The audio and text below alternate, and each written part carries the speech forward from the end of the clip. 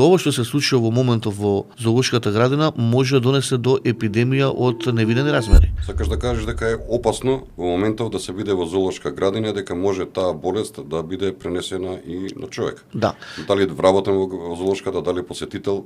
Вака, јас Кај се чуваат сега? Ајде вака да почнеме од почеток. Пред некои си 60 дена почина 2 лами од 6. И ке нив се установи дека има туберкулоза. Не се превзема буквално ништо. Кажи некаде прикам, тоа лама е животното. Лама е вид на камила, доаѓа од фамилијата на камили. И одбранен систем е плукањето. Ете така, значи они се заштитуваат, да, и преку својата плунка која е заштитна, може да не да Боже се зарази човек и вработан. А да го земе фактор дека таму на дневна основа има од 1000 до 1500 посетители. Таа е некоја статистика, некој број кој го имаат од Скопје ЗУ како податок, влез излез на посетители, а во викенди е некаде до 3 пати повеќе. Да ти кажам искрено, не ми се верува што слушам. И мене и многу ми е жал што го говорам ова, меѓутоа некој мора да биде гласен пред да направиме епидемија или не да Боже некој посетител, детенце или вработен да се зарази од нешто. Зашто? Затоа што некој мудрува таму, дошол на први само да си земе плата, изиграва директор, изиграва менеджмент, а последиците не ги гледа кој може да ги направи.